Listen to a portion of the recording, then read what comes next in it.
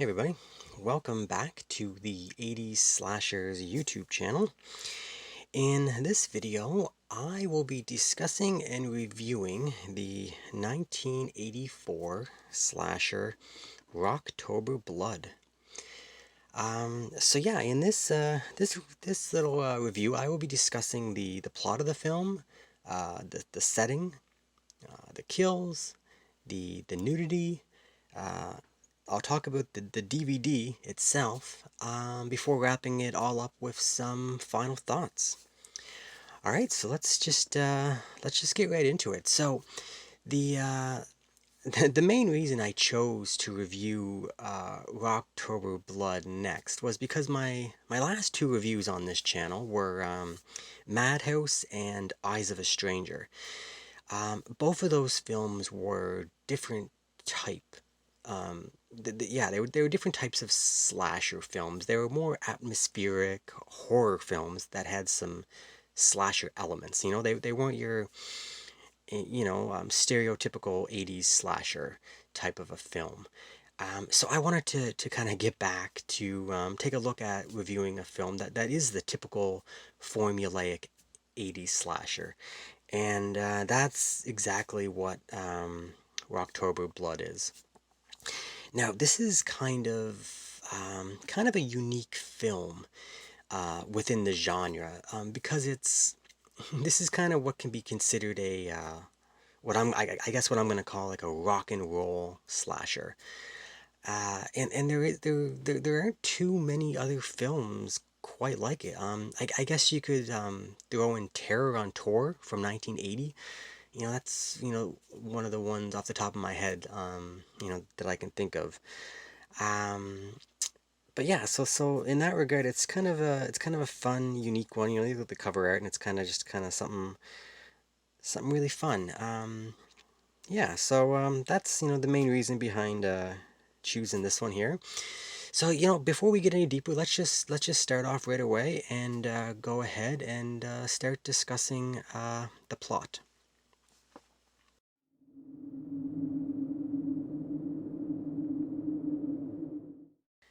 All right, so the plot of October Blood. Basically, what this is about is we start out there's a band. They're playing, and like the lead singer, the front man, um, is at the beginning of the film, and he's in the studio, recording tracks, I guess, whatnot. Then he goes out, and for whatever reason, he kind of loses his mind and he goes on a killing spree, and we're told he kills about 25 people. And one of the people who gets away from him is one of his ex-girlfriends, kind of a part backup singer in the band kind of thing, and she survives. And then we find out that she implicates him, and she kind of turns him in and identifies him as the killer, and he eventually gets executed. And then basically we skip forward. I think it says 2 years later. He's been executed, and the ex-girlfriend kinda has taken over the band, and now she's the lead singer of the group, and they're on tour. They're being successful. They're in the studio making new tracks and using his name is Billy, as you can see here. The lead singer's name that got executed, his name was Billy. And they're still using his music, his songs, but she's fronting the band now. And we catch up with them during their tour and whatever. And all of a sudden, it appears that Billy is back from the dead, and he starts stalking and tormenting his ex-girlfriend, who's the lead singer. And of course, nobody believes her. They're like, "No, he's dead." So we have to deal with, well, is it actually Billy? Is he back from the dead? Is someone like just playing a terrible trick on her? Um, or is something else going on, And that's the basic plot of the film. And um, yeah, so of course, this is all set around the band, the music industry. So I'm gonna say right off the bat here that the plot of this film, in my opinion, is probably the weakest part of the film. Now, that's not to say that there isn't some really good things happening here, because there is, but there are enough issues with the plot where I just can't help but view it as kind of a negative. Right from the opening scene, where we get like the setup for the film and like in like the backstory, it all seemed just a little rushed to me, which which is a shame because I was enjoying it. As soon as the film started, I thought, wow, within the first 2 or 3 minutes, we get two kills, we get a nude scene, all within the first like 2, 3, 4 minutes. So I was like, okay, so far so good with this film. But sadly, that scene, they wrapped it up pretty quick, and kind of abruptly. So like I said, it was pretty rushed right from the beginning, and and then after that, the whole film kind of the excitement fizzled down a little bit, and it kind of slowed a little bit after that until it ramps back up at the end. But yeah, just like I said, right off the bat, like just it just felt a little rushed. Now, unfortunately, the plot being rushed kind of becomes a theme, as there's quite a few moments, within the film where, all we're given is some quite clunky dialogue, just, to kind of push the story forward, and sometimes it's like, there's a couple actors that aren't super great. There's some actors that are pretty good, but there's a few of these scenes that stick out in my head. It's just some of these bad actors just kind of pushing the story forward with just some, yeah, like I said, clunky dialogue. So I don't know. Like overall, um, I would describe the plot as a little shallow. But for this type of film, that's fine. We're not expecting anything great. It's just, for me, it was noticeable for whatever reason. I just wish that it would have, I don't know, there was more meat on the bones, I guess, to the plot, more story fleshed out a little better. It just seemed like the film was broken up into like segments. You got your introduction, you got your middle part, and the middle part was broken up with a few set pieces until it got to the end, and they didn't really join nicely together. They were just, like I said, they were just like some clunky dialogue to get you to the next part of the film, if that makes sense. Again, not bad, not enough to ruin it. Just it stood out, just kind of noticeable for me. But now the good things about this, first and foremost, the music in this film is fantastic, really good. Now, if I'm a music guy. I really enjoy music. So if anyone likes rock and roll type music, the music in this is kind of like an '80s hair metal band, or like a glam rock. Kind of think, I don't know, like a Poison or like a Def Leppard. That kind of era of, this is '84, so that's the height of that. A little heavier than your Bon Jovis and stuff like that. But that kind of thing. And we get a couple of, like, all the songs in this are pretty fun. Like, they're original songs, they're really good, and we get a couple of them in their entirety. Yeah, there's at the end of the film, like I said, it kind of picks up at the end. There's a concert scene at the end, which is kind of like the climax of the film, and it's fantastic.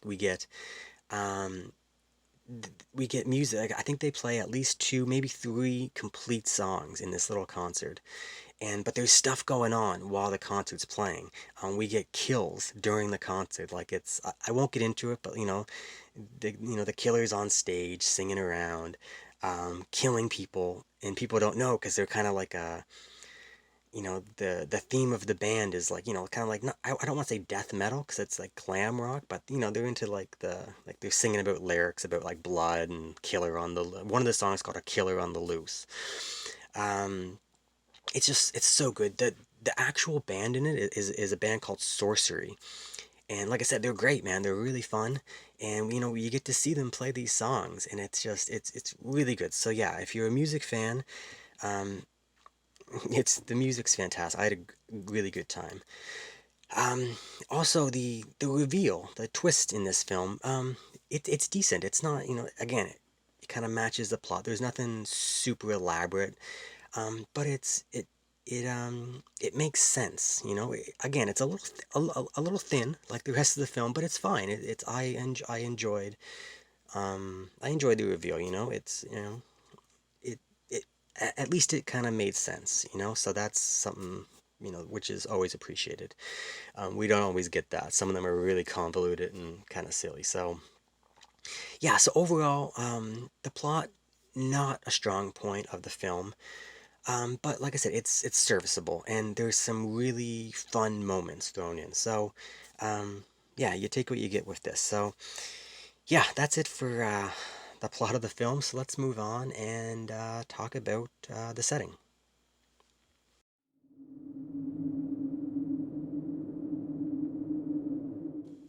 All right, so um, because this is, like I said, a rock and roll slasher, we're treated to some really fun locations for this film.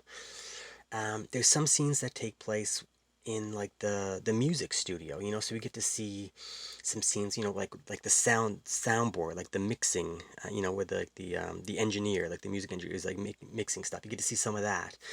Then you got the insulated, mic'd up room, where the singers are singing, and like the back and forth with like the singer and like the engineer. You get to see some of that stuff, which is really cool. And then we get some like I said concert scenes. We get some stuff on stage, like during a concert. We get some like rehearsal, them like on stage rehearsing. We get some backstage stuff, of like, band members preparing, like the road crew setting up equipment, like security guards talking about like, band protection and all that stuff. Some fans, groupies. There's like a TV show taping, like an MTV. I think they call it MVTV in this, like a VJ interviewing the band, and there's like fans and all that stuff. Um, so it's great. Like all of this put it together, it really provides like a glimpse into kind of that rock and roll lifestyle of like an 80s rocker, which I just absolutely loved it. It just kind of that's the world that this movie takes place in. So if you're a fan of music, yeah, it's good. It's a fun setting, like an atmosphere. It's great. I loved it. Um, so like I said, even though there was plenty of this, like there was like at the beginning of the film, some during the middle, and at the end of the film. I wish there was more because the other part of the setting location that we get, it switches over in the middle. Um, and it goes like the final girl, the main star here, she takes a break and she goes up into her house into the mountains, by a lake, and she's just kind of relaxing, and a lot of stuff happens there. The killer shows up, and there's stuff that happens there, but it's kind of it takes you out of that music world for a bit. It's kind of like now you're in like a house in the woods, isolated type setting. Like I said, which is good. It is a cool setting. The house is like very 80s looking. Um, and it's just yeah, there's like wall to wall carpeting. It's just it has like that shag carpeting. The bathroom where the bathtub is sitting is on carpet, which is hilarious to me. Just walking up to her bathtub, getting in and out of the bathtub with yeah, carpet everywhere. It's I don't know, it's hilarious. It just has a really good look. But like I said, I just wish that the whole thing was around the rock and roll scene, and like I would say a large majority of it is, but there is a good middle section of the film where you kind of get taken out of that. But overall, I think this is like a great, just a really great, unique setting. for a slasher film, like something that we don't get too often, and it was a lot of fun. So yeah, in terms of the setting for October Blood, like I said, it's more of a tone of like the vibe of the overall atmosphere of the film. So really fun, really enjoyed it. All right, let's move on and talk about the kills.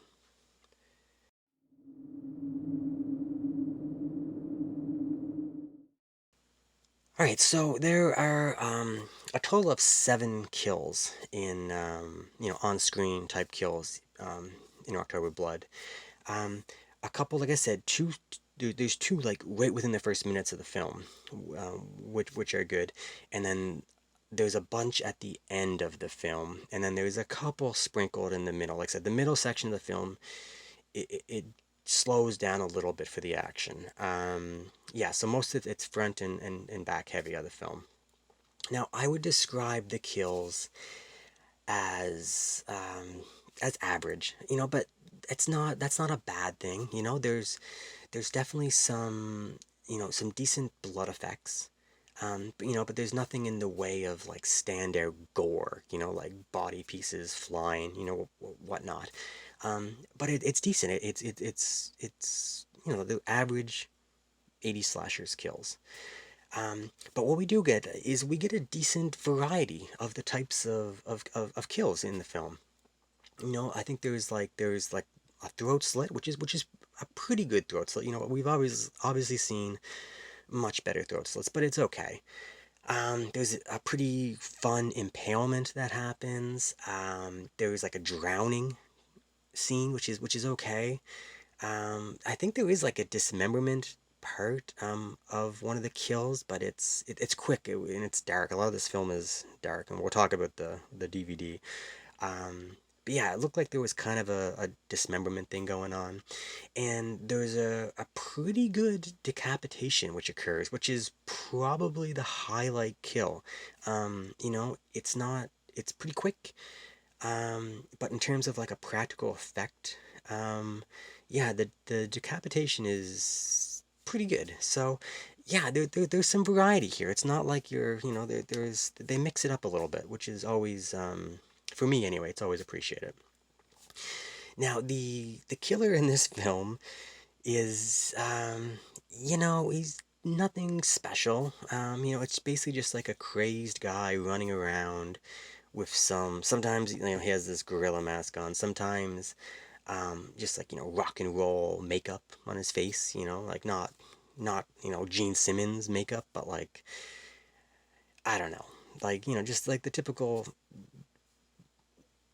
makeup that like an 80s rock star would have, um but he's the killer's fun, in a way. It's just running around, threatening, and it's just like there's a touch of madness there. It's I don't know. He's just kind of fun. Like nothing spectacular. There's no like nothing memorable like a big crazy like scary mask. Like it's not wearing this mask the whole time, but it is involved sometimes. So um yeah, like I don't know. The kills. Like I said, I wouldn't compare them to the top of the genre. But we get some good variety, and they're decent enough. And some of the effects are, like I said, decent enough just to make it fun, and it's acceptable. No one's gonna talk about like, oh, how great the kills were, but you're not gonna talk about them as like, oh, they were poor, and there's barely any blood or anything. There's enough to satisfy in this film, and I was happy with them. All right, so yes, that's about all I have to say about the kills. Let's move on and talk about the nudity.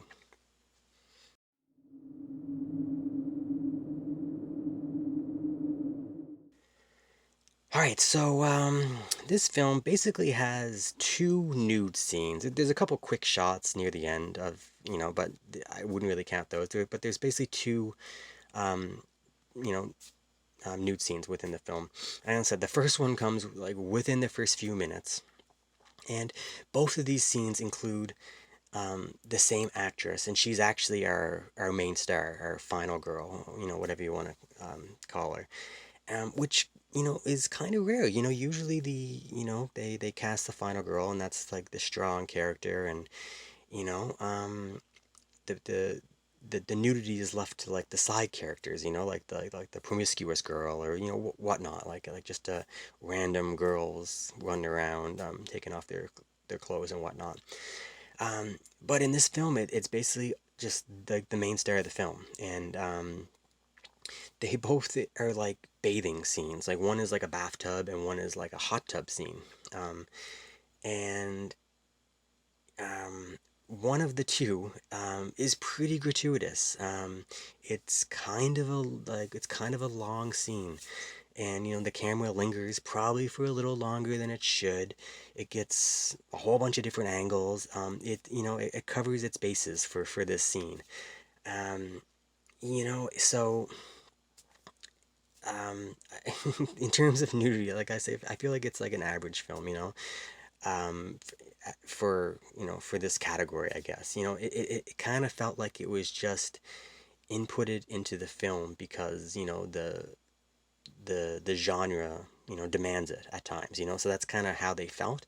They weren't necessary. They didn't.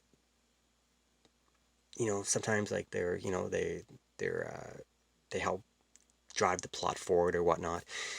They could have been omitted for sure, but they just put them in here for yeah, for the sake of gratuitous nudity kind of thing. So um, yeah, that's it for the nudity. Like I said, there's a little bit. If you blink, like you literally, if you blink, you'll miss it at the end of the film there. Um, but yeah, so that's what we get for this. So it's good. It's your average 80s slasher nudity count quota, whatever you want to say. All right, enough about that. Let's move on and let's talk about this DVD.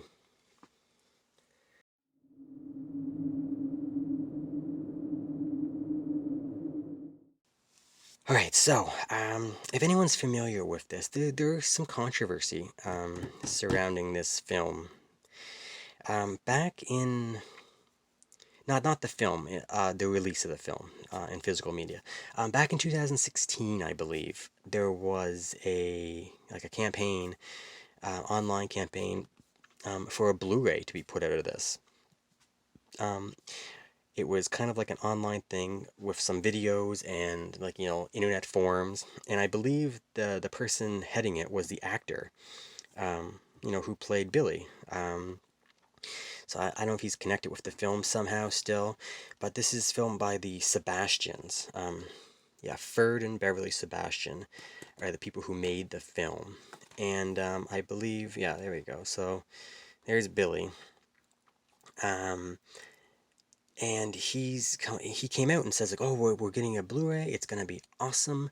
So people were excited, like, oh yeah, Blu-ray, Rocktober Blood, fantastic. So people kept asking him questions on these online forums, relevant, Blu-ray release questions, because they said it's going to be an independent release, like they were doing it themselves. He said he was partnered with the Sebastians, and they're like, oh, is it going to be an HD all new scan? And he's like, the answers were a little vague, but he's like, oh yeah, it's going to be a new scan from the originals. And everyone's like, oh, is it going to be like a pressed disc? Like, oh yeah, it's going to be a pressed disc. There's going to be special features, all this stuff, new scan, all this stuff. He's like, we're working on the thing, and there was posts. He's like, oh, I just got the Blu-rays showed up. They look amazing. They're fantastic. And they were charging people $50 for the Blu-ray, plus an extra like $13 for shipping. And so they shipped them out, and apparently it was no better than this. Basically, the artwork is like this isn't a great picture. This is like a photograph of like probably the original poster or the VHS box art or something. The disc itself, just like this one, like this art, I could probably make this on my computer, just like a sticker stuck on here. And it is, I don't know if you can see that. It's a burnt disc. And the Blu-ray was the same thing. It was a Blu-ray burnt disc. It wasn't a pressed disc.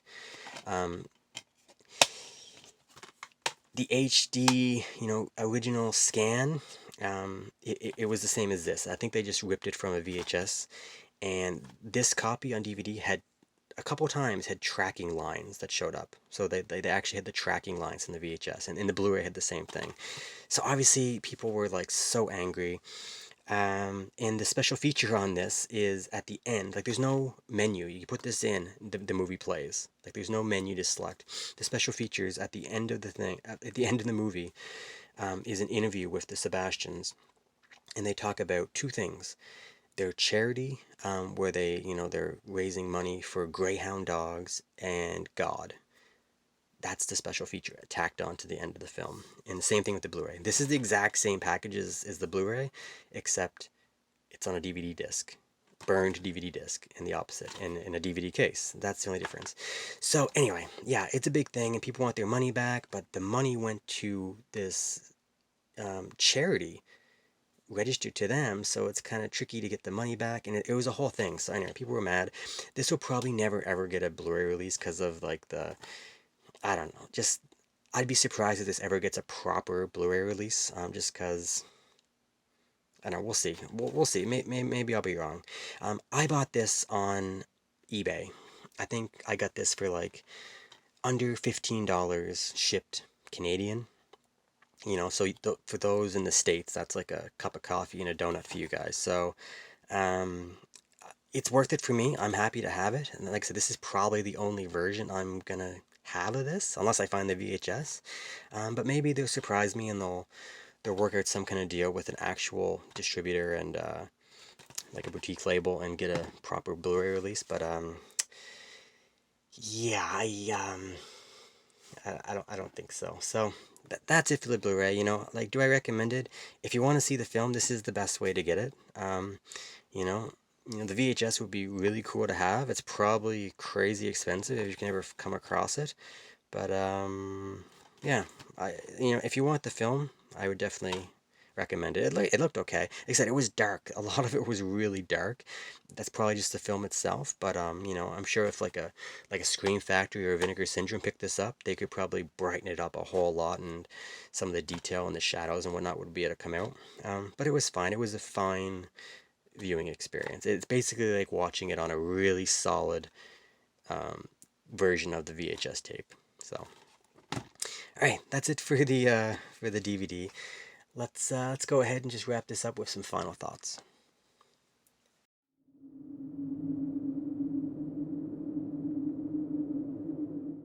All right, so Rocktober Blood. I liked this film. I did. I thought it was, a stereotypical 80s slasher.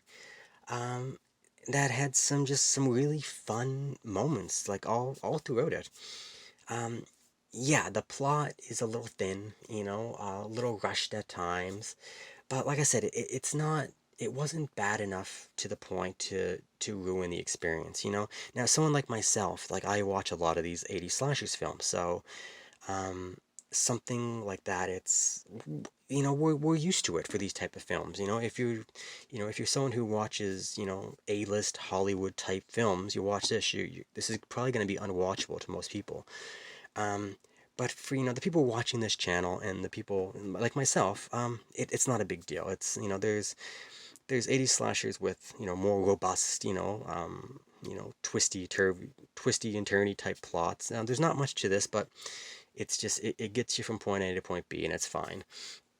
The setting, I mean the atmosphere, of following around this 80s hair metal glam rock band. It's just it's great. It's just a lot of fun. It's pretty unique. And for the most part, that they captured that vibe, of just an 80s rock and roll lifestyle. I feel like yeah, like it works. It worked for me anyway.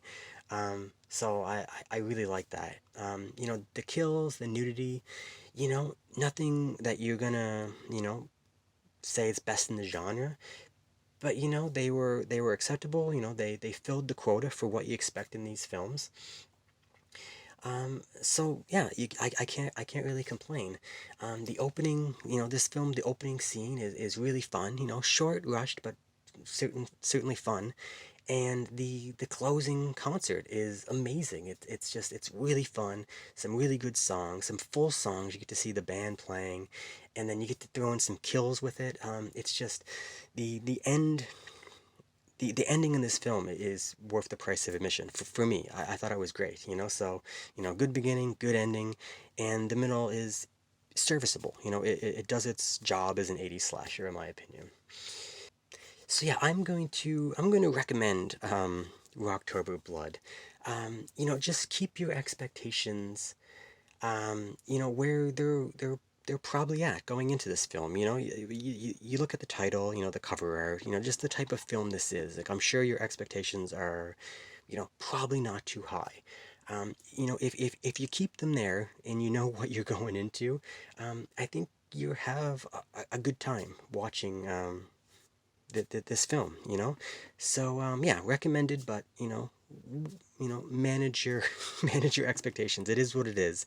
It's not a top tier 80s slasher, but it's nowhere near the bottom of the genre in my opinion. Yeah, so that's it, guys. That's Rocktober Blood. So yeah, so everyone just want to say thanks for staying tuned to the channel. Watching these videos, commenting. Thumbs up, subscribing. All that stuff is greatly appreciated. Yeah, so that's about it. So until next time. All right, see ya.